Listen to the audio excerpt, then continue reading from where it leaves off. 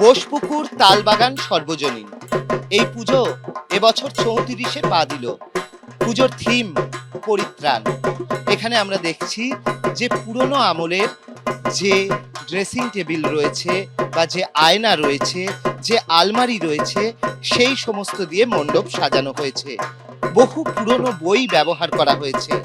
ওপরে এমন একটা এফেক্ট দেওয়া হয়েছে যাতে মনে হয় যেন মণ্ডপের উপর থেকে মোম গলে গলে পড়ছে।